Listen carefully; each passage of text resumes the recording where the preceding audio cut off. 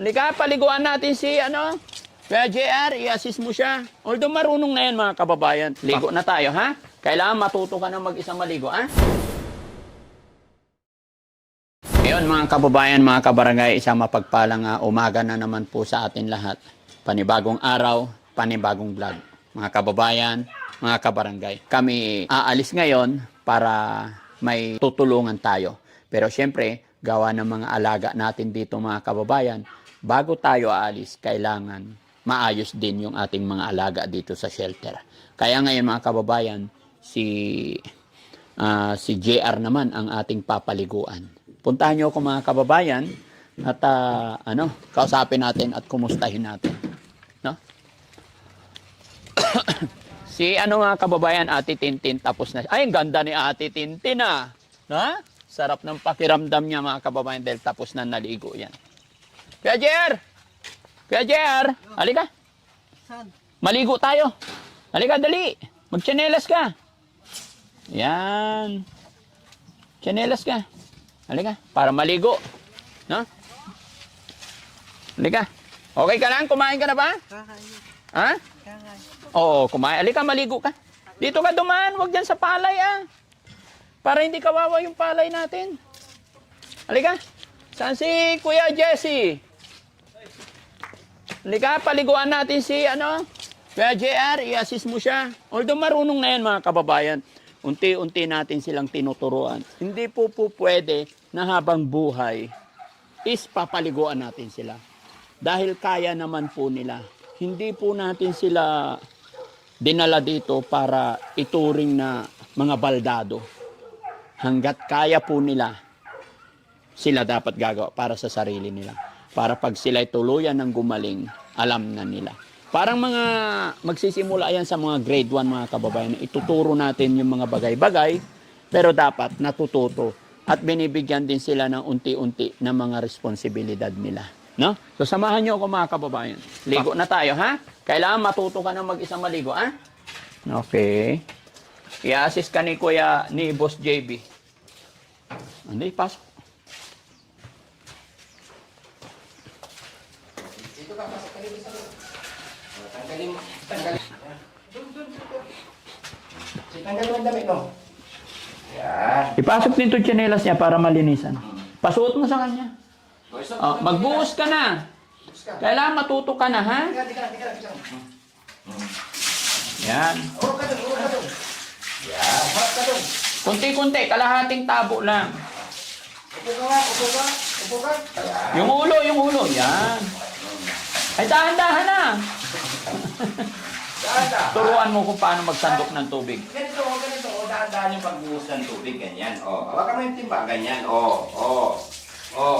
Ayan. Kasi buhos lang ng buhos, hindi naghihilot. Sige.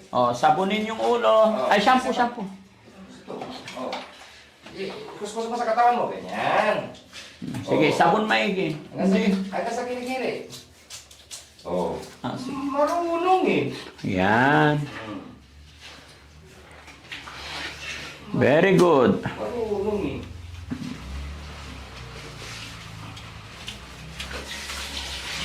Diba? Okay. Tapos final jong yung shampoo. Oh! Dahan-dahan yung tubig para i-stick mo yung ulo mo. Yan. Dahan-dahan. Tapon lang ng tapon ng to. Dapat shower na lang mas Tinanggal nyo yung shower Hindi ganyan. Ganito po. Dahan-dahan. Oo. Diba? Ha? Ay, sige pa yan. Hindi ka pa nakakapag-shampoo. Pagkatapos yung toothbrush din, ha? Oo. Toothbrushin nyo siya. Sige. Lagay mo sa kamay mo. Kaya turuan mo mag-shampoo. Nawala talaga sa Sige, sa ulo. Yan. sige.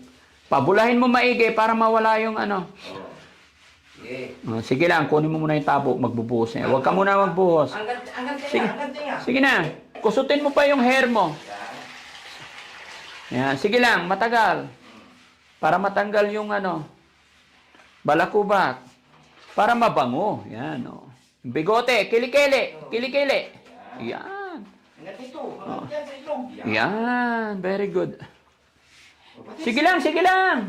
Singit ng ano. Yung hair mo. Kalikutin mo yung tainga, dalawa. Yan. Sige pa. Huwag kang hihinto, sige lang. Sige lang. Para maninig. Sige lang. O, yung bungot. Bigote, ayusin mo. Yan. Okay, ilong. Yan, tanggalin yung kulangot. Magsinga, singa. Yan. O, buhusan mo yung unti-unti para haplusin niya rin yung dadan. O, sige, tapusin mo yan, ha? Okay, ayusin maigi. So, yun, ganun lang po mga kababayan, mga kabarangay. Nagbibigay at naglalaan din tayo ng time para makita, para maging maayos. Hindi natin pwedeng ipaubaya na lang kay Yaya ang lahat. May mga time, may mga oras, araw na chine-check din ng inyong lingkod, no? Pero syempre, hindi rin po pwedeng focus ako sa isa. Kasi marami tayong inaalagaan. Marami din tayong tinutulungan sa labas, kagaya nila Rona. So, ibinabudget natin yung time. Kasi gusto natin makatulong, gusto natin mapalaganap yung mabuting gawa na naaayon sa kagustuhan ng ating Panginoon. Salamat po mga kababayan. God bless. Hintayin natin matapos. Oo. Ay, yung upuan nasa taas. Dito ka lang. Upo tayo rito. Upo ka dyan. Kwentuhan mo naman kami. Oo, di ba? Babantayan mo yung mga tao, yung mga nagbibilad ng palay, ha? Ha? Tignan mo kung paano magbilad ng palay, ha? Para matuto tayo magtrabaho. Okay? Galing. Diba? Araw-araw naliligo, di ba? Maganda? Masarap na pakiramdam. Tapos kakain tayo mamaya, ulam natin, masarap. Ano gusto mo ulam? Pakbet. Ayun, marami tayong pakbet mga kababayan. Sa ulam pag nandito, gulay, isda. Hanapin sana natin yung pamilya nito, no, para madala na sa pagamutan. Napaka-importante talaga yung kamag-anak pamilya nito eh. Kaya mga kababayan, baka nakikilala nyo po si Kuya JR. No? Kailangan po namin kahit isang representative lang, isa sa kapamilya po para mapagamot natin ito.